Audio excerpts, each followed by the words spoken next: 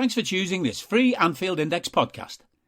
If you'd prefer to listen to this or any of our other shows without adverts, then now's the time to check out Anfield Index Pro. With AI Pro, you can supercharge your entire listening experience.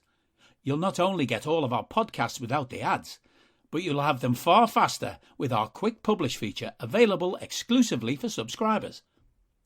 AI Pro also puts you in the heart of our sound studio, with an option to listen to many of our shows live and interact with the podcasters in real time as the shows are recording. Upgrading couldn't be easier. AI Pro is available on all popular podcast platforms, and we have our own apps for Apple and Android.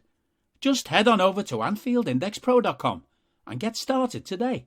Hello and welcome to Rate Don't Hate. As you can tell, it's me, Guy.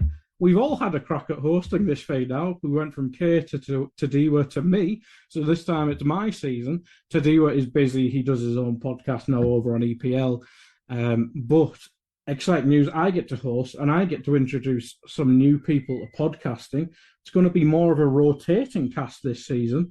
And I'm firstly joined by Garrett, new writer to the website. First article, I believe, last night after the game. Or yesterday afternoon, I should say, after the game. Garrett, how are you doing? I'm doing well, Guy. Nice to be on. Thank you. It should be, well, maybe you're a bad omen. That's all I can say. But I mean, how did, because I think to get just a vibe of how you treat this, how do you rate people out of 10? Do you start at a 6? Do you start at a 5? Or do you like work down from a rating, or do you just look at the whole package and go, he was crap, he's getting a 4? I think I started a 6, understanding that a 6 is, you're doing your job, but you're not having a massively big impact in either direction on the outcome. Yeah, probably something similar. Maybe start with a 5. It probably depends on the result. If we draw or lose, start at a 5. If we win, start at a 6. That's how I usually view it. But we will get into the players as you people expect, and we have to start with Alisson, Garrett. And maybe it would have been a miraculous save, but I'm not really blaming him for the goal. But he had literally not much to do. He got close to the penalty, but you can't really budge him up or down for not saving a penalty, can you? No, I don't think so. I think he did what he could with it. He waited just long enough to actually see which direction it went to give himself a proper chance of saving it.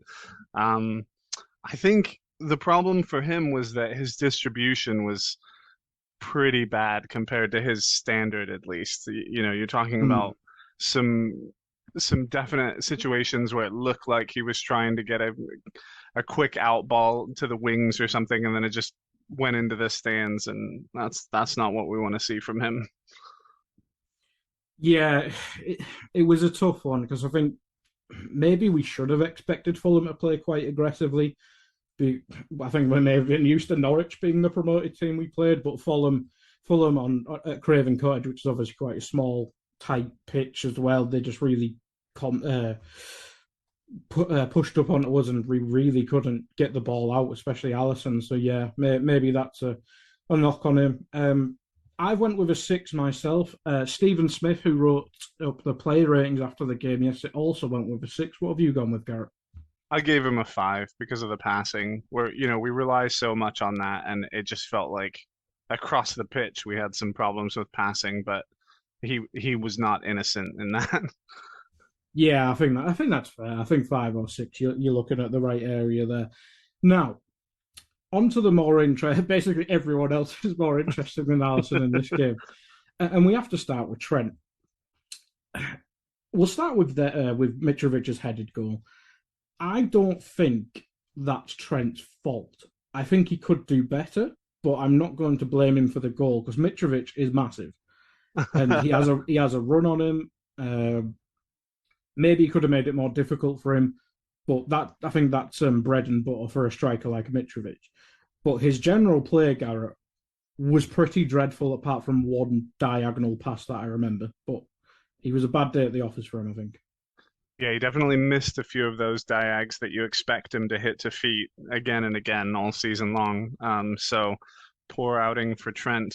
On the goal, I think Like you said, he could have done better. And if you look at that closely, I think really he should be jumping. He should be aware of Mitrovic's presence a bit more. I think his body position makes it a bit difficult for him to, line up and feel the striker coming in on the back of him.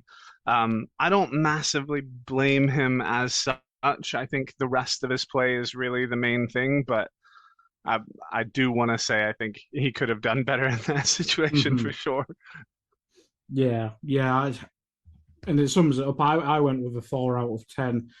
It's just when the way we play, and we'll get onto it when we go in with the midfield. I know it's changed last season. The midfield can attack a bit more now, but the way the midfield was playing, you're kind of looking at Trent. We need a bit of creativity from you because the first half, especially, the attack was so isolated, and Fulham could easily manage it. Obviously, change with the subs, but as I say, we'll get to that. But Trent, I don't know. He just seemed to be really contained by I can't remember who started left wing for them, but yeah, he just couldn't get in the game, and when he was, it was very sloppy.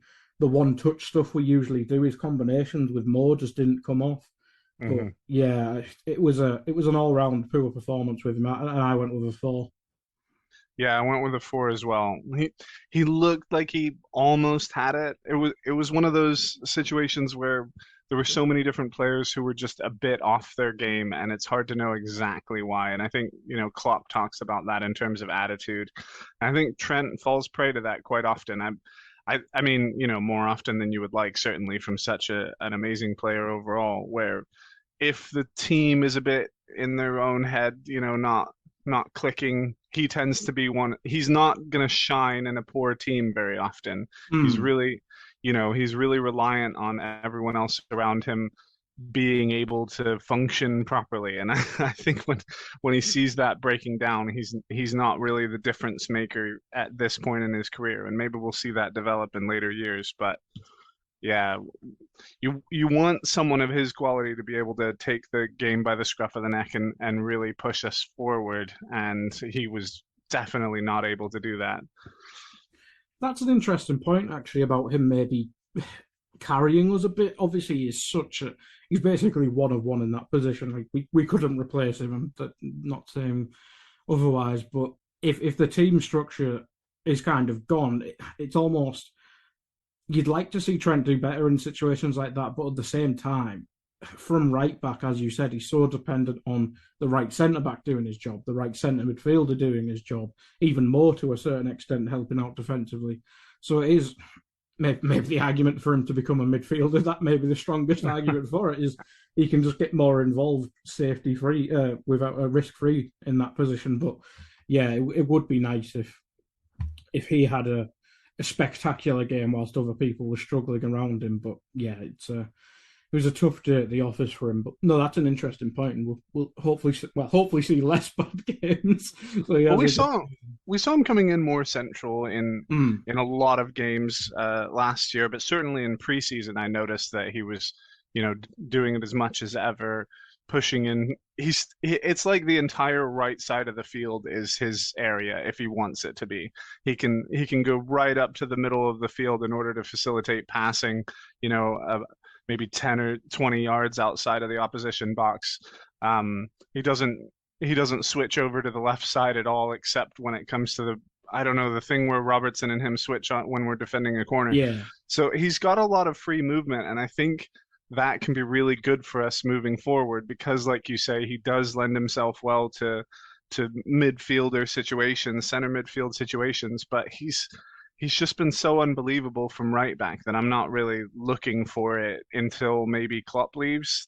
That's my position on the Trent midfield issue, that for now he's obviously in the right place because he's so effective overall in so many ways. But maybe we'll see something different from him years down the line. Yeah, I absolutely agree. Why would you change him? Yeah.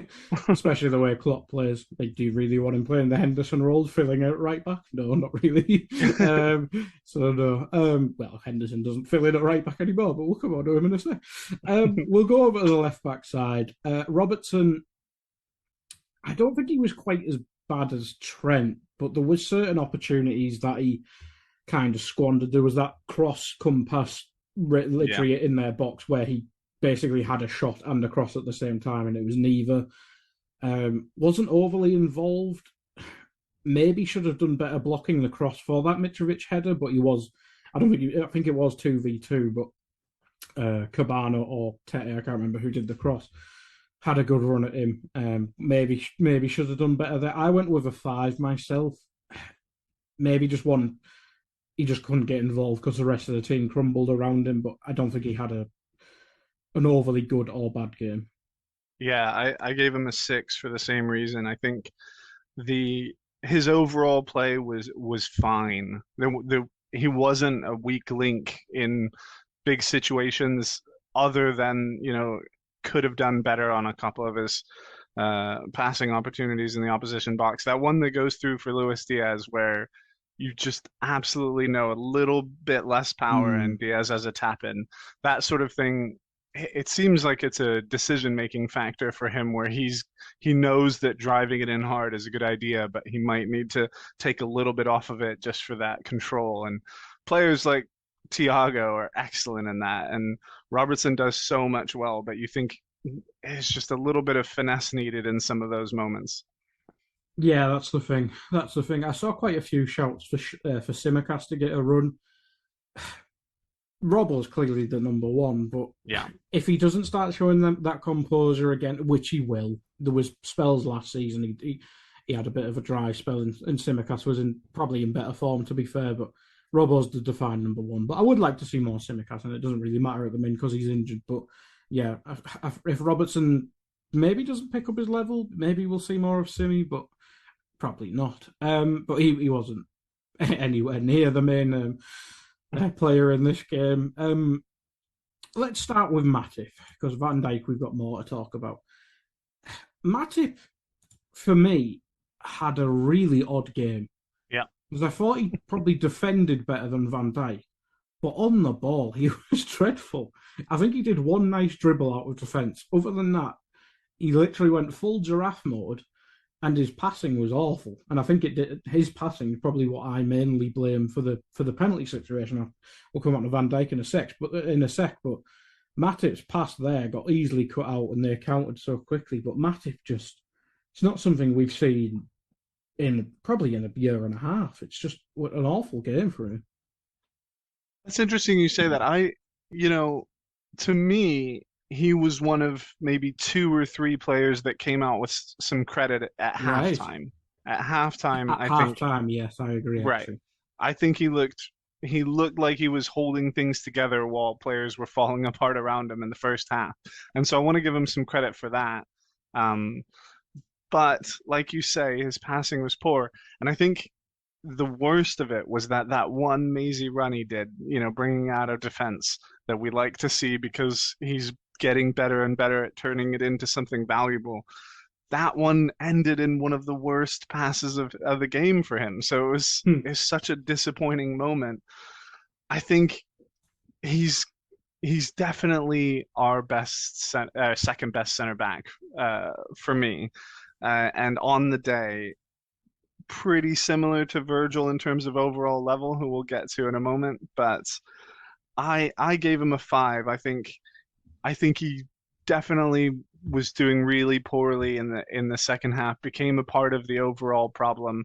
But because he started strong, it just struck me that overall there's not a lot to blame him for in terms of whether or not he could have done more in possession. He was more reliable in some of the normal recycling of the ball than some of the other players, where he wasn't going for difficult passes that weren't going to come off for him. He was sort of playing within himself in that regard, and we don't want that. But if you're off your game, then you've got to do that maybe. Yeah, I went with a 5 as well. I actually agree with the first half bit. I think he was probably one of the ones who was basically putting out fires when people were causing fires. And then maybe it's just the lack of the sloppiness that I mentioned. I think it's not something you expect from Matip. Maybe he does the odd silly thing defensively, but on the ball, he's usually perfect. So maybe that's why it's just more eye-catching. And I just realised I wasn't reading Stephen's ratings out, who has gone a lot kinder than us, I think. I mean, I didn't read out Trent's. We've got Trent with a 6 from Stephen, Robbo with a 6.5. He's kinder than us, Garrett. He's kinder than us. I mean, I can see where he's coming from on Robertson. You know, he overall looked like he was having a more positive impact on the game than any of the back 7, if that makes sense. But 6 for Trent. I don't get it. He may have started an 8 or something, whereas we start lower. Matip has gone with a 6 as well. So, yeah, I wouldn't say Trent and Matip's performances were comparable. I think, as I said, below par, but Trent was worse than Matip. Van Dijk now. Was it a penalty? Soft one. He takes that second bite at it, and if he doesn't do that, then it's not a pen. So it strikes me that he's making a mistake there. Whether or not it's worth a pen, up for debate. I would say no, but I think I've got red-colored glasses on when I see that a bit. Mm-hmm. Yeah, I think the more egregious decision in the game was probably the foul on Henderson, to be fair. But we'll come on to that when we talk about Henderson. But it's just odd because I think if everyone watched the Arsenal game on the Friday, you saw the referees were letting more stuff go. And as you said, I thought it was soft, even considering that. But then you see, you just watched the United game, and Brighton should have had a stonewall penalty for something worse than that. Yeah. Basically, what I'm saying, Garrett, is the referees are still bad at the job. No surprises there. Yeah. God. And thought we got rid of the bad ones with John Moss and Mike Dean retiring. We didn't. There's only one or two that seem to have a good performance game after game, I think, and there's got to be. I tend to worry less about the individual referees these days because it's so clear that the leadership is poorly governing that incredibly important part of football for all of us. Well, that's the thing. I think it's Howard Webb nowadays, so hopefully it improves. But yes, we all remember hating Howard Webb back at the peak in the 2000s. What did you give Van Dijk for a rating? I gave him a 5. I didn't, he and Matip, I gave him both 5s, but for very different reasons. Yeah. Virgil, he had some really poor long balls, really poor, and he does give away the pen, and I think that's, he deserves some blame for that. But I don't think that he was poor in defense generally at all. I thought he was good at, I thought he was good at covering different difficult situations. He wasn't at his best, but I don't know. Yeah, other than the penalty, which was kind of eye-catchingly un-Van Dijk-like, I'm not sure why the big outcry, obviously from opposition fans, come out. I'm sure people have seen the Van Disney stuff, which doesn't even really make sense. But I thought he was mostly okay. He wasn't great by any means, but the penalty, un-Van Dijk-like, as I said, very sloppy. Yeah. And the passing, as you say, I mean, there was a couple, the trademark diagonal, which we mentioned with Trent, Van Dijk's was basically off as well. So I went with a 5 as well myself. Overall defended okay, but the other stuff. He was putting it right to their left back instead of going to Trent, or at least the left back was moving up on Trent quickly and was able to get to the ball well before him. But Van Dijk has to look for that space and whether or not he can properly make it, and he was off it. Well, that's the thing. I think maybe the centre-backs may have struggled by the reason we're coming on to now. Maybe they just didn't want to pass into midfield because on the day, before we get into the ratings, collectively, Garrett, we know the midfield's the point of discussion all around Twitter, Facebook. Yeah. If anyone talks Facebook on football on Facebook, you're a warrior compared to me, even on TikTok and stuff like that. But overall, the midfield, might as well ask you the question. We see Thiago get injured. Do you think it's strong enough to challenge for the title, considering Thiago, let's say 6 weeks at best injured? I hadn't heard 6 weeks at best. That is worrying, It's not. It's obviously. nothing. Anything. It's not. But it's not information. I'm just putting that Okay. as a N- No, guesstimate. I hear you. Yeah, type of injury and all Yeah. that. Yeah. Yeah. Yeah. Um, I, you know, I'm gonna get slaughtered for this. I don't think that there's an imminent need for a midfielder in terms of covering the entire season. I think in the next year we want to see, a defensively minded midfielder come in to try and, cover for Fabinho, and we'll probably be looking for another as well to, replace the likes of Milner. But I think Henderson is a perfectly good deputy to Fabinho for that position and often, Hmm. thrives in that position depending on the opposition. So I'm not too worried about that. In terms of, the 2-8 positions and the backup that we have there, obviously there's a big drop off from Thiago, but I don't see how there couldn't be.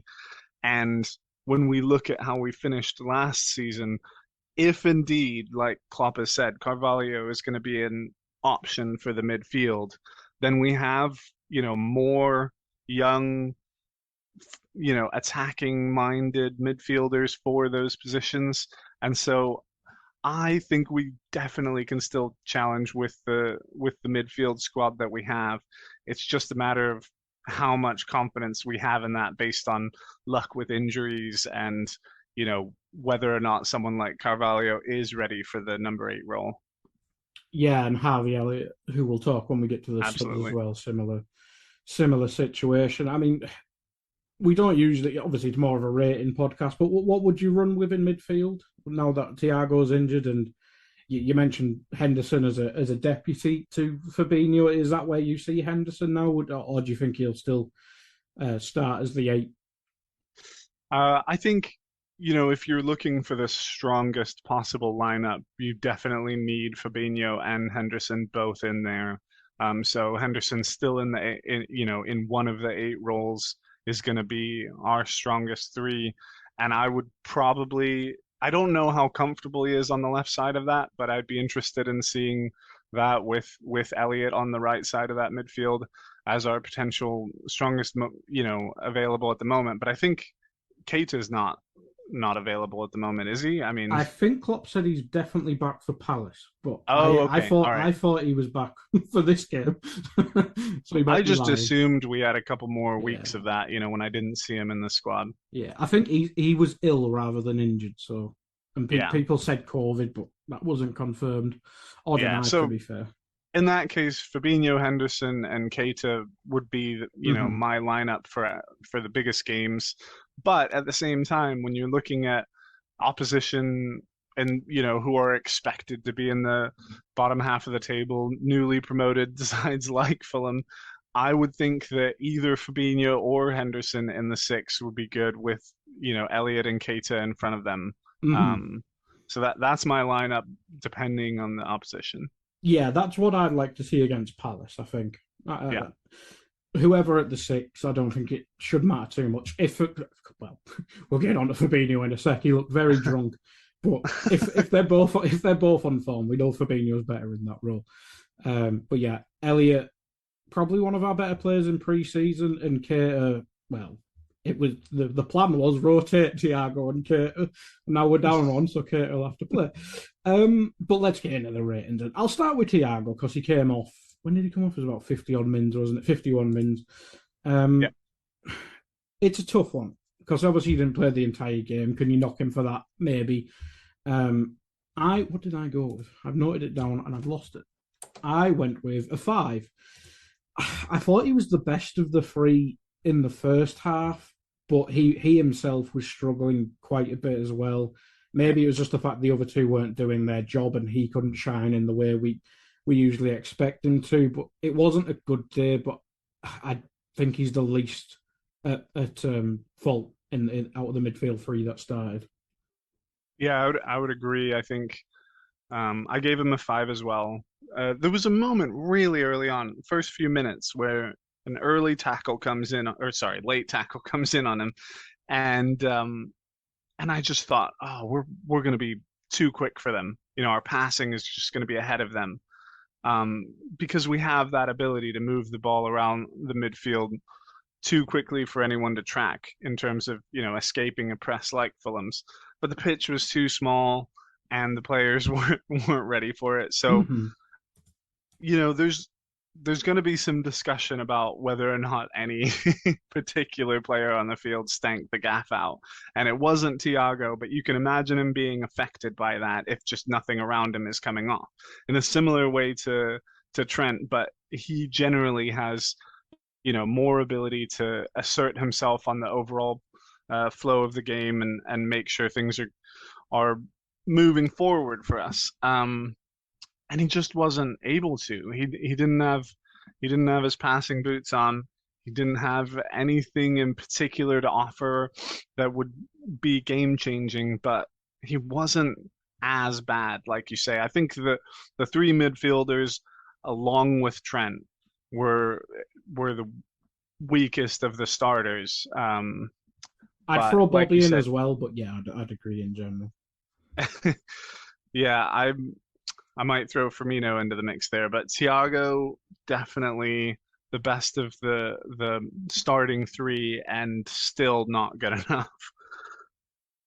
Yeah, that's the thing. And the game did change. I don't think it's Thiago's fault coming off that changed the game. I think it was the Elliott coming on and especially Darwin, which will probably rate higher than the starting players. But yeah, I think the rejig in midfield helped, but more so what happened up top as well.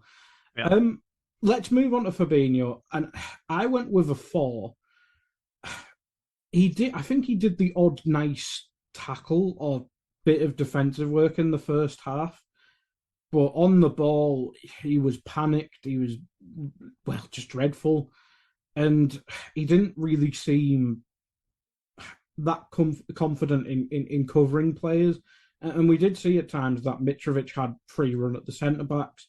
We saw their wingers, Cabano especially, have free run at people.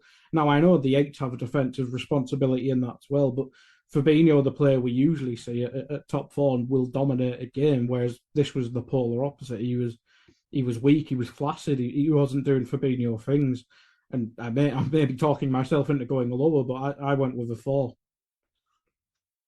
That's interesting. I was debating between 4 and 5, and I settled on 5 just because I don't think he made a massive number of mistakes. He looked like there was something wrong with him or something.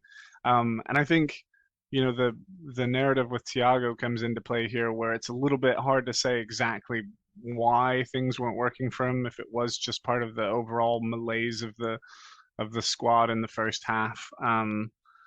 But to me, he's not offering any threat, but I didn't see him make any massive mistakes. Obviously, some missed passes. He was, a little worse than Thiago in terms of pass conversion, but notably better than Trent. Notably better than Trent and Henderson. I don't know. I hear what you're saying in terms of how poor he was, and I think Klopp could see that, and that's why he pulled him out.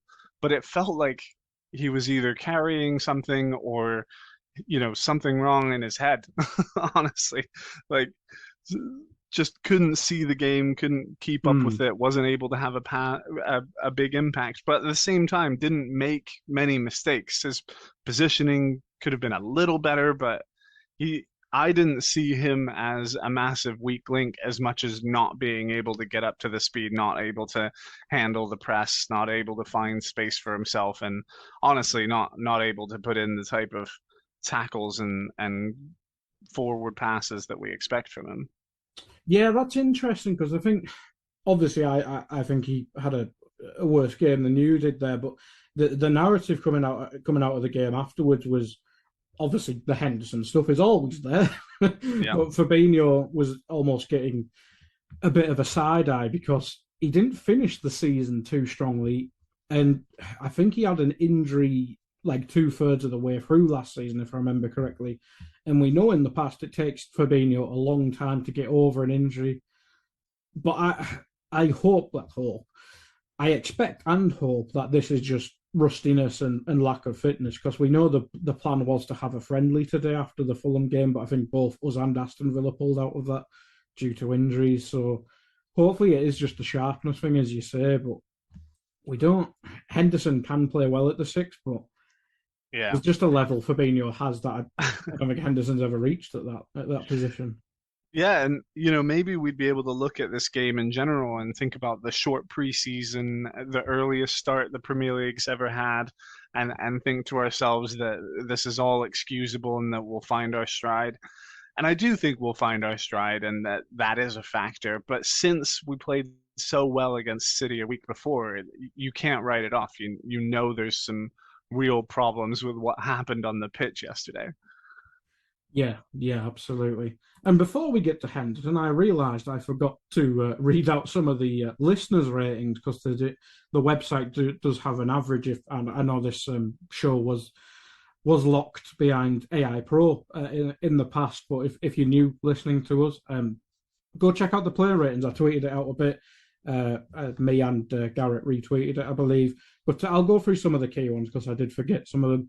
Strangely, Robertson's got the lowest out of our defence with a 5.7 odd.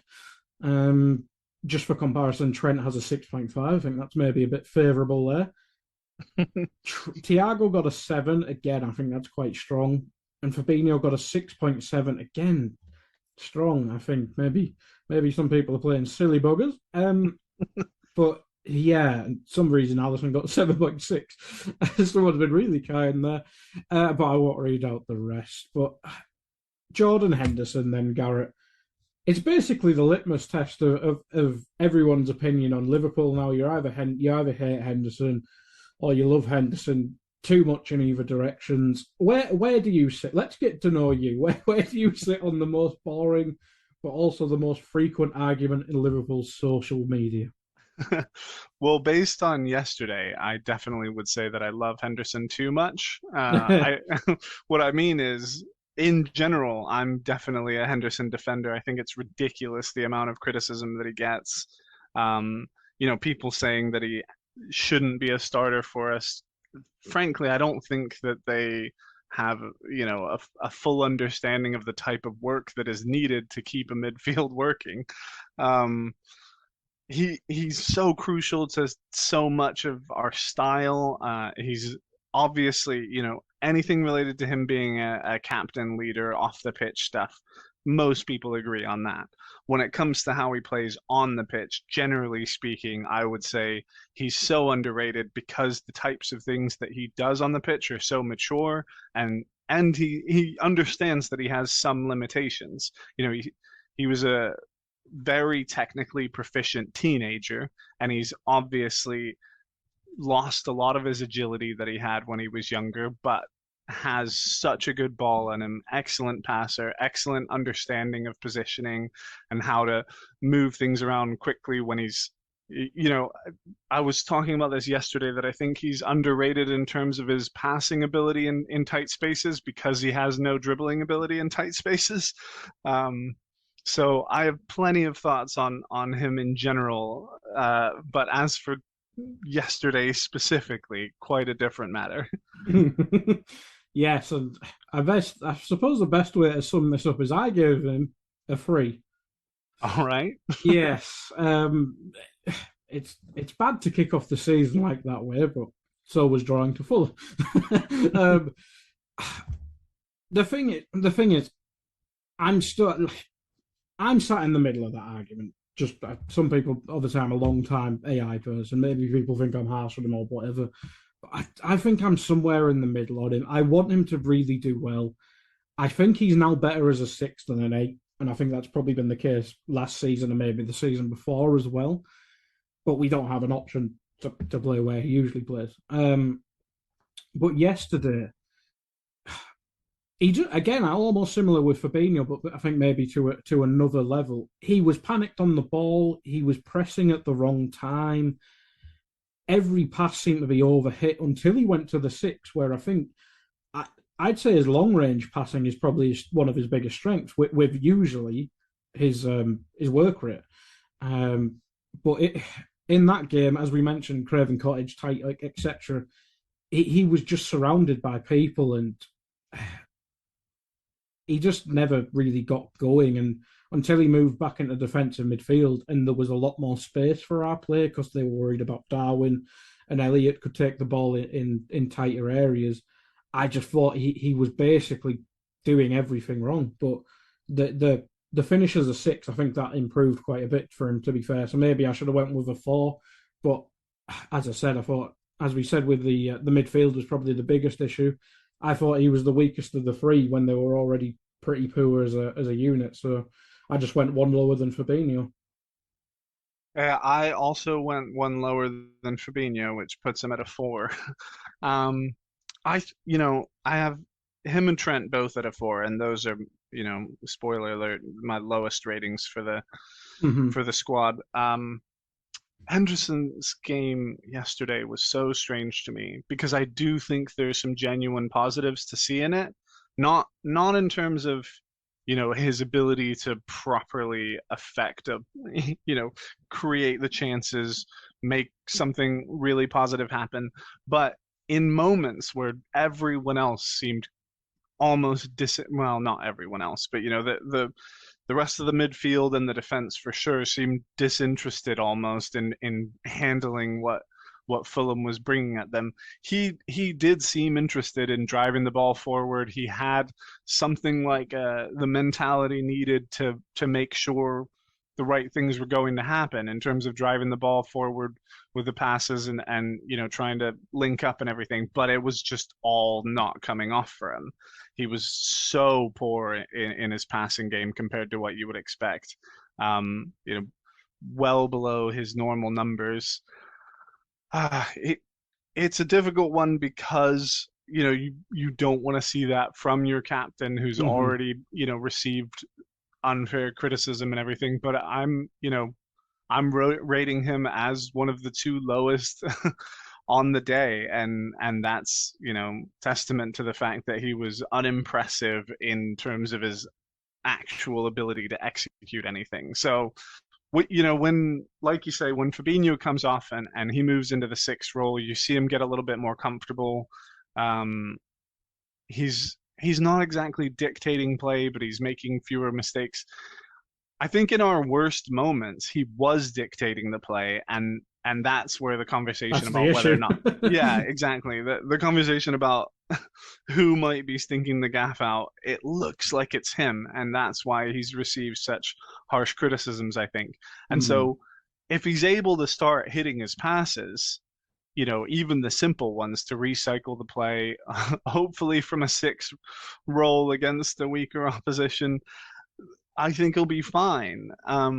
But on the day, it was really disappointing, and you wonder how much of his inability to make what he envisioned happen really affected the rest of the squad and the outcome. He was in some really good areas defensively a bunch of different times as Fulham are trying to counterattack. He understands how to, slow them down in particular moments or cover for Trent or, things like that. But his passing game is the thing that just brings him right down and potentially brings everyone else down with him. Yeah, and I think that is when you see the best of Henderson when he's an 8. It's almost arriving late onto stuff, maybe quick connections with a Salah or something like that. But yeah, I think the best is when you see him when he's literally pulled off to the edge of the box and he takes that patented shot where it literally first time far corner, basically the opposite of his back post cross that nobody liked. maybe Darwin will like it, but he doesn't. I think his intelligence for the type of pass that he's looking for is really good. And I think his back post cross, first time from the corner of the box is it's a bit silly sometimes when there's no one there. But broadly speaking, I believe that's a pretty dangerous ball to put in. Because it's first time, it has that ability to catch the defense out. And he's not, some people will say he does it 5 times a game. He doesn't. He does it once or twice, generally, at most. You just remember it a lot. Yeah, no, you remember it a lot, especially because in the last year, it hasn't resulted in a goal even once. So it's like the reason why I'm not too bothered by it is because it's often in a situation where we don't have a lot on anyway. Their defense is starting to become really compact, and he tries to get something in to stop them from being fully set in. And so I think I have a strong appreciation for what Henderson's trying to do on a game by game basis. But he's not necessarily able to pull it off in ways that are effective, and he's going to receive a lot of criticism and even mockery for that. But what you were saying about him in the advanced eight role is really on point, because the games where he's able to affect the attack the most and where you can see him closely involved are the games where he's either pushed out wide, you know, providing a little bit of space for Trent and Salah, you know, clipping a ball over the top from a wide angle, or coming in late at the top of the box. He has some good shots from there, like he did right at the end of the game. And there's so much that turns out differently if that shot that he took near the end that hits the crossbar goes in. You know, suddenly he becomes a hero. He got over whatever was bothering him in the first 60 minutes. Because he does grow into it, and he did have the right attitude, and I think Klopp sees that, and that's why he keeps him in. But he did so much to drag us down when we were trying to assert ourselves on the match. Yeah, and you mentioned last season probably wasn't his strongest. He probably played the most he has in years, but it wasn't his strong, especially the start of last season. I think that's when it was probably his worst spell in a little while. So maybe it is just rustiness, because if he started last season poorly, he started this season poorly. And I think he did grow into last season. I don't think he hit the heights anyone wanted from him personally. I think he'd had better seasons. But if he starts poorly, maybe the fitness comes, because I think he's 32 now, so maybe getting that rust off is just a longer experience for people, unless you're James Milner, who just stays at the same rustiness level all the time.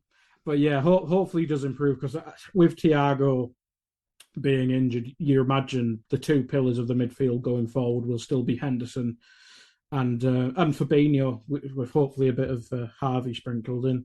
Yeah. Just for comparison, what did Stephen go with? Stephen went with 5 for all 3 of the midfielders. So you've pretty much gone with them the same. And the listeners, I should say nowadays. Fabinho 6-7, very kind. I think I've already mentioned this. Thiago 7, very kind. Very strong in the different direction with Henderson. They went for a 4-8, which is is it the lowest? It is the lowest by about 5. Yeah, by 5. 0.5, I should say. But yeah, clearly the listeners thought Henderson was the weakest of the midfield. And well, we seemingly agree with our ratings there. Yeah, but maybe not as much worse as they're saying. If you're, relatively speaking, I think they've gone kind the other way rather than just being fair on the other two. But yeah. Let's move to the attack then. We'll start with Diaz, because I think he had the least impact, neither negatively or positively. What did I go with? I went with a 6 for Diaz. I think in the first half he was probably our best player. Yeah, off the top of my head, because he hit the post. He got Tete booked. Maybe should have went a bit more direct against Tete, but we didn't really get the ball out of our own any control in the first half at all, really. So maybe didn't have the opportunity to. Now, this is more of a general question, but people have come into this season wondering whether Darwin can replace Mane. Maybe the question should be, can Diaz replace Mane? Because he seems like a very different player to what Mane was. I'm not saying we can buy a like for Mane, especially in his peak when Mane was a monster. But do we have to rejig the attack, whereas we've got the 2 goal scorers in Mo and hopefully Darwin going forward, and maybe Diaz is seen as kind of like the Bobby replacement if we're thinking of the classic front three? Well, in terms of goal output, I totally agree with you. I think, Mane was obviously had his less prolific spells, shall we say, but he was our second best finisher to behind Salah for years, and was really putting up good numbers. Obviously, Firmino had the 17-18 season where he's breaking into the, I can't remember exactly what it was, something like 26 or 27 goals in all competitions. But since then, we've gotten used to him being the least prolific of the front three, and there's been a lot of style that's built around that. You see him as the false nine yesterday, and not working out the same. But I think of Diaz as being the Mane replacement in the obvious sense of being the out and out left winger, which is what Mane was, as soon as Salah came along. He obviously had his stint towards the end of last season where he was playing through the center primarily, as Diaz was out on the left. So I think in terms of goal threat, I don't know how he's going to compare to Mane. We haven't seen him, have the best finishing, but he did have good finishing numbers, in especially in the last half season he was with Porto. So I expect him to start hitting the target more. We use him as an outlet so much in a similar way to how Salah was in his first couple seasons, where he was just always ready to pace on the break. Yeah, right, exactly. And so we're gonna see more of that. I gave him a 7 yesterday. I think in the first half he was genuinely really good. Really, really good. He doesn't get the finishes, and you can criticize him for that. But I think, the best strikers in the world aren't gonna, damn a player for getting into decent spaces, getting, all right chances and not managing to pull it off. He didn't really have anything where you look at it and you say it's criminal to not score in that situation. He had somewhat difficult chances. He has the one where it goes off the top right corner. Yeah. That one is difficult. He's being closed down the angle. The goalie's in a good position. I don't expect someone to score that, but if he gets a few of those chances, like Salah often does, then you want one of them to go in. And that's the thing, we didn't get to see him with Darwin as well. We'll talk about Bobby in a second. We've already alluded to his struggles in the game. So maybe if Darwin was there, who literally came on and caused chaos, there would have been more space for Diaz to exploit, etc. And we keep saying Craven Cottage is a horrid little stadium to play at by the looks of it. So maybe on a bigger pitch. We saw his impact at Wembley, for instance, in last season. But yeah, maybe with the chaos of Darwin, then people will probably look to mark Mo a bit more. Diaz can take advantage of that space, but he didn't really get that chance against Fulham. And we can't blame him for not getting on the end of the Robertson cross. No, absolutely. Just out of his reach. Yeah. I don't think like an NBA player could have got on the end of that cross. Mo, I think I said my Diaz rate, and I went with 6, which if he stayed on longer, it probably would have been a bit higher with Darwin. What were you going to say there, Garrett? Sorry, you went with 6 for who? Yeah, Diaz. Oh, yeah. You mentioned that earlier. I went with the 7. I think he's basically my justification for that is an 8 without any goals in the first half and a 6 in the second half. Yeah, I think that's about right. Now on to Mo, who I think technically got a goal and an assist. It might not have been on the. Oh, he did. Yeah, just for FPL reasons there, but it may have came back off the defender onto Darwin's little flick. But Mo was a difficult one because in the first half, I don't think he was bad. I just think he was never involved in the game. Like we just couldn't get the ball to him. They had 2 or 3 men on him. Yeah. And when we did pass the ball to him, we mentioned the struggles already on that side. Trent and Henderson are your 2 worst rated players. There was nobody really for him to connect with. Right, absolutely. And as we'll get onto in a sec, Bobby, who he usually has such a good connection with, had an off game himself. But more in the second half, when Darwin came on, there was so much more space. There was someone to bounce the ball off. Mm-hmm. Elliot came on as well, which I shouldn't be underselling. He connected really well as well. So I think as soon as we got more involved in the game, he probably became our best player, especially out of the starters. Yeah, I wrote the man of the match post-match little piece yesterday, and I give him a 9 out of 10. I think Salah was great. I I'm someone who often gets really frustrated with his short little passes that don't come off. He seems to be often going for something and not pulling off what looks like an easy pass sometimes. But his overall effect on the game is undeniable.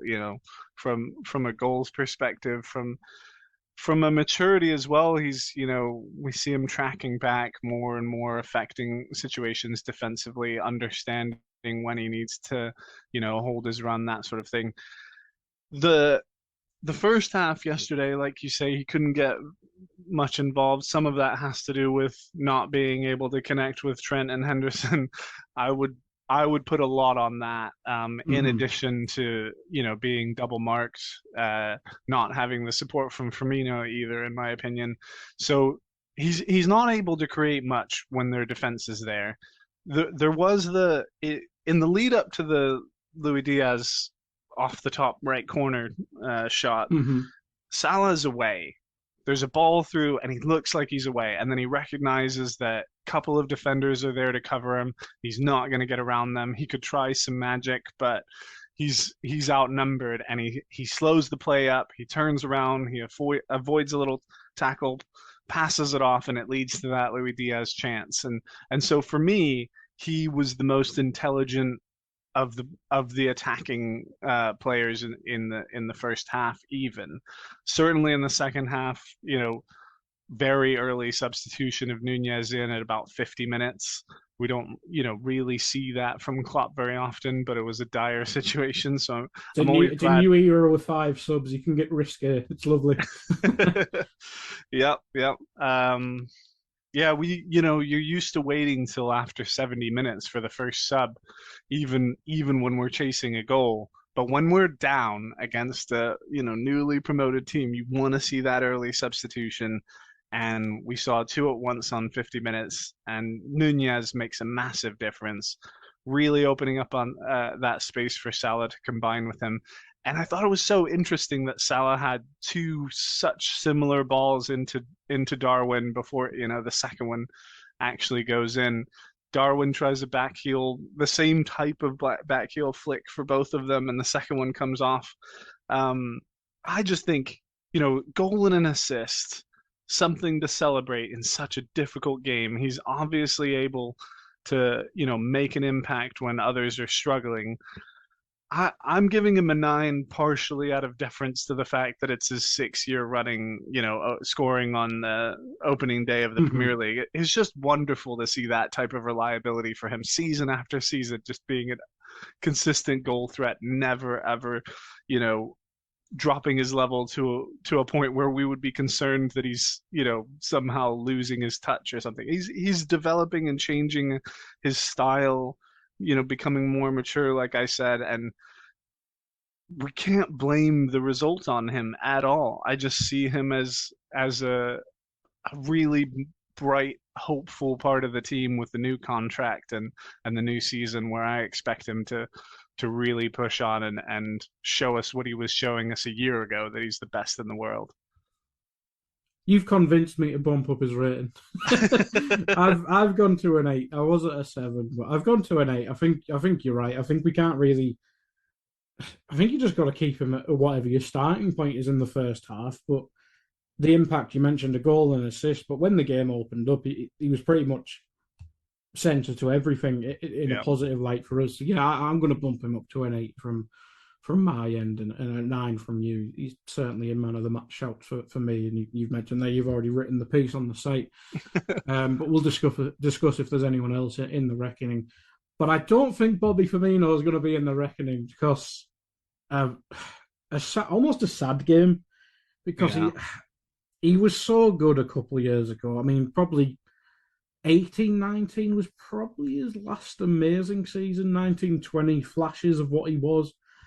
And then the injury started coming in and stuff like that. Whereas now you think Mane is gone. We obviously have the Jota injury, which is annoying. We'll phase in Darwin. This is his chance to maybe have a run in the team. And then you just watch this game and it's like, It's not the same bloke. it's, it's just a bit sad. Yeah, I could understand why he was started against City. He's Hmm. so experienced in that particular matchup.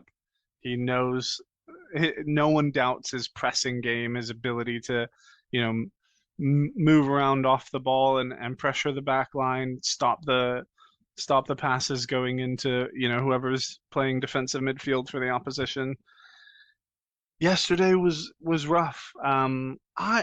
I don't know if maybe he needs a positional change to revitalize him a bit, like Mane did last year. Yeah. Something to put him somewhere where he can affect the game, because at the moment, and by at the moment I mean in the last year, maybe Hmm. two, like you say, it's hard to see him having a consistent positive impact. He has good games, but I don't know, maybe it's something to do with how Mane and Salah used to play so much more narrow Mm. than we're able to now, and so the false nine role was so integral to, setting them up and overlapping with each other. And now Salah's often found a little bit out further out wide, and whatever is happening on the left side isn't suiting Bobby Firmino either. So there's shouts for him being one of the options in attacking midfield if we changed our formation, but I don't see that happening. I almost would like to see him just completely converted to a number eight. I Yeah. think, it's speculative from me for sure, but I'd like to see him given something other than an out and out attacker's role, because he's so good in so many different areas, and goal scoring isn't quite one of them anymore. So I'd like to see something different from him. Yeah, I think that'd be maybe a good experiment, say the League Cup or something like that. Or well, I mentioned Yeah, the five subs if we're 2-0 up in a game or something like that, or 3-0 up if you want an extra blanket, safety yeah. blanket on a game, why not? And if it's not working, you can just tinker with a formation. Um, what are you rating in this game? I gave him a five. Um, he, he he didn't really do much. It didn't come off for him. He wasn't as egregiously awful as Trent and Henderson in terms of the overall play. He gets subbed off, and I think rightly so. But the biggest problem was his inability to facilitate Mo and Diaz. He just wasn't really involved. But I don't know if he really calling him a passenger to the game or something like that. He just wasn't able to impose himself on it at all. And for me, he's not making enough mistakes to really downgrade him into the lowest possible ratings, but it just wasn't there. I've gone harsher than you. That's allowed. uh, yeah, I've went for the Henderson free as well. I've Oh matched him wow. up. Yeah, I matched him up as the worst player. Whereas Henderson almost not fit. I'm trying to think of the right way. Redeem. That's probably the right phrase in terms of moving to the six. Obviously, Bobby didn't have that opportunity because he couldn't change position. But just in that first half, and maybe just the impact Darwin had, and I know they're very different forwards, like literally opposite ends of the spectrum in terms of forwards, but that bloke had an instant impact. Whereas Bobby, when he was involved, he was sloppy. I remember a situation, I think he lost the ball 4 times in the space of about 20 seconds. And it's just like I was watching him, I'm like, we need you to not do that. We need you to link play and do something. And just whenever he was involved, and almost similarly to Diaz and Moore, he wasn't hugely involved. But when he was involved, it just always broke down around him. So that's why I've gone with the joint lowest for me. Um, but yeah, as I said, a sad performance from him. But hopefully he does improve because there was spells last season, but mostly against Arsenal for whatever reason. He does like them. But yeah, hopefully he has some good performances. You Um, know, I'm inclined to think you're probably a little closer to right on this one than I am with my five rating, just because I'm watching the match yesterday and making occasional notes if something comes up, and I wrote nothing down for Firmino. He just didn't do anything almost that seemed really noteworthy. So I don't know. Yeah, yeah, and that's the thing. That's the thing. I think there's forgettable in the okay sense, and then there's forgettable for the wrong sense. Where when has Bobby ever had a quiet game before? That's the thing. Um, just saw this podcast. Well, we have to talk about the subs in somewhat detail, but we won't go hugely on them. I mean, shall we do Milner and Elliott together? Because I think they obviously came on at similar times, if I remember correctly, and I thought they both had a really positive impact on the game. Like Milner's someone I think has been a squad player for a good few years now, and Yeah. I don't want him starting games. But when he does come on, there is quality there. It's just maybe when he starts games, his fitness runs out because he is 36 now. Um, but in this game, he came on, he tried to impact the midfield, and I think he did with Elliott. And that was obviously our best spell of the game. So I went with a 7 for both of them. Do you want to talk about what Elliott brought to the game? Uh, you know, I'll start with just letting you know that Milner and Elliott, I thought they were both coming on and doing good bits. They make a lot happen. They have a lot more control than the prior midfielders had. I think I think Elliott I actually rated slightly lower than Milner. Right. Out Okay. of I think he I would say they both start at a 7 in terms of, we were talking about starting at a 6 Yeah. earlier, but they started at a 7 in terms of just the overall impression of the way that they're doing their business, making things happen, trying to work the ball forward into good spaces and genuinely support the attackers in a way that we didn't see at all, or very little of in the first half. Milner, I think he doesn't really do anything wrong. He has like one or two moments that you can totally forgive. But Elliott had a pretty bad slip that leads directly to a Fulham chance, and so Hmm. that's why I downgraded him from a 7 to a 6. Right. Okay. We know Garrett hates Elliott. I love Elliott. I I'm just, joking. I Uh, like I was saying, I'd like to see him starting in the midfield pretty often. hmm. Um, and I think he does fine yesterday, but like I said, one one mistake that just looked really potentially consequential. It didn't end up leading to a goal, but it was the type of thing that you don't like to see from midfielders that you rely on to be really consistent. And it wasn't. Here's the other thing: when we're talking about the eight roles, there's often one of them that's the more attacking of the Yeah. two. And when you get late into the game, it's you can't tell the difference. Both of those roles are expected to attack more if we're behind, right? Or chasing the winning Sure. goal. Yeah. Yeah. Yeah. So I see him doing good work, but I don't remember him being the difference maker for the absolute biggest chances. I just saw him, going about his business in a way that was obviously stronger than the starting midfield Hmm. three. No, I think that's a good point. I think that's a good point. I think with the introduction of Darwin, who we'll rate in a sec, I think it was almost certainly a better game for Elliot in that regard because he could take the ball. There was more space to operate in, but I think he is more comfortable, as you said, with Henderson. He's not a dribbler of the ball, whereas Elliot certainly is, especially Hmm. in them spaces. So I think there's still link-up play with there, and he's probably obviously plays as a winger before we started converting him into a midfield. So I think he can chop and change a bit more frequently and easier with Mo as well. So maybe not spectacular in what he did, but what he maybe allowed others to do is probably the impact there. Whereas Milner, I think he came on and was more himself impacting stuff. So I can see the logic there, yeah, but I just went with the same because I think both had a positive impact. Um, Positive impacts then. Darwin, goal and an assist. I think the assist Yep. was more him maybe fluffing the shot.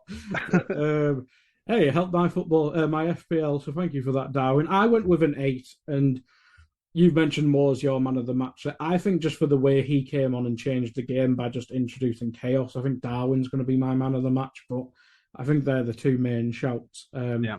But Darwin, for you, your thoughts and your rating? Well, yeah, he's definitely in contention for man of the match. But it's hard to give that to a substitute sometimes, unless unless they're Unless it's obviously out. Origi. Unless they're obviously outperforming all of the starters, because I think Mo's involvement over the course of the entire game is meaningful. I gave him a 9, so he's matched with my 9 for Salah. So in that sense, if you're giving both of them 8s, then we're on pretty We similar agree. footing. Yeah, we I don't agree. think you can ask for much more than a goal and an assist No. from a substitute forward. But on top of that, like we've been talking about, his introduction completely changed the amount of space available to the other players on the pitch, especially on the right side. Um, the the the manner of his finish was something sort of interesting to me, where the first one that comes in from Mo, that he tries the little back heel for, he keeps it on the deck and he's trying to maybe squeeze it between the goalkeeper's legs or something like that, and he looks like he's doing really well in that moment. So it's nice to see the second one go in. But the one that he actually does score has a touch off of both of the defenders who are there. So there's a little bit more luck involved. But his impact on the game is undeniable. And as a substitute, to score, assist, create the space, create the outlet, give Salah something to work with when he had been struggling to find anyone to give him that type of help in the first half. Bobby certainly wasn't breaking through like that. I was so impressed, so much to be hopeful about, and just hope that he gets the next start, to be honest. I don't know how you could not give it to him unless Mm-hmm. you're really worried about a specific, aspect of Crystal Palace's play. I think Nunez has to start, and he's obviously a super sub so far.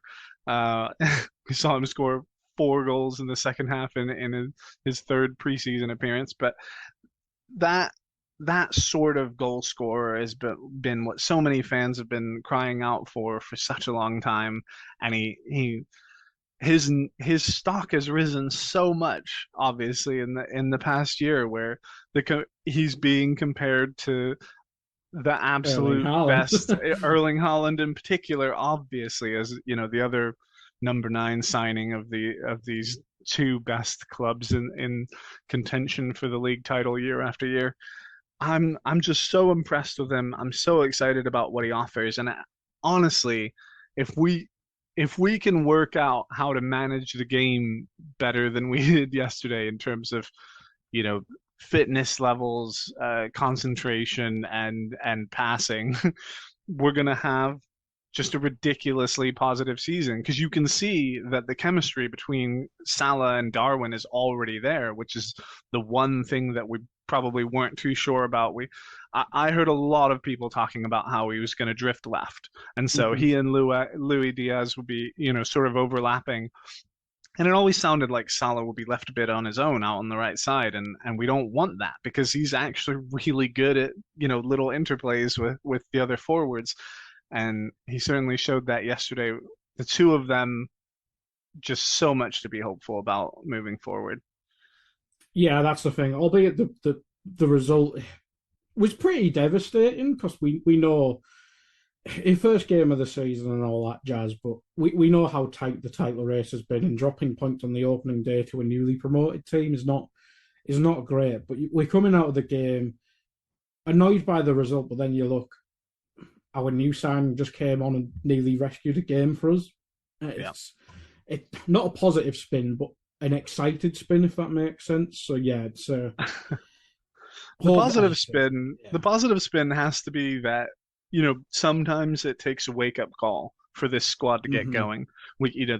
The beginning of the season, we'll often be getting the wins, but not quite building up the steam that we want. And that, you get 10 or 20 games in and suddenly it looks like we're unbeatable.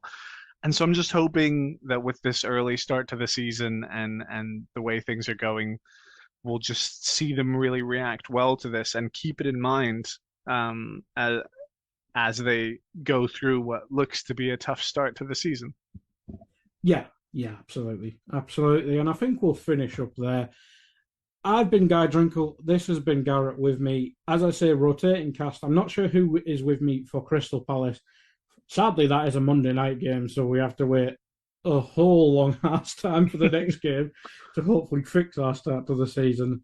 But yeah, we'll be back, let's say Tuesday or Wednesday. Not sure who the guest will be, but hopefully you enjoyed, Garrett, and I haven't annoyed you as usual. But thank you everyone for listening. Goodbye. We hope you enjoyed listening to this Anfield Index show. Please be sure to subscribe to our channel so future podcasts find their way to your device automatically. There's nothing quite like fan engagement, and we'd love to know what you think of anything discussed on this show. The best way to get in touch is over on our free Discord community, where both podcasters and listeners debate the hottest LFC topics 24/7. Sign up free now at AnfieldIndex.com/Discord. You won't regret it. You can also follow us on Twitter at Anfield Index and find us on Facebook by searching for Anfield Index. Oh, and before you go, we'd love it if you could leave us a 5-star review on your favourite podcast app. It only takes a couple of seconds, and it means the world to the people who create these free shows.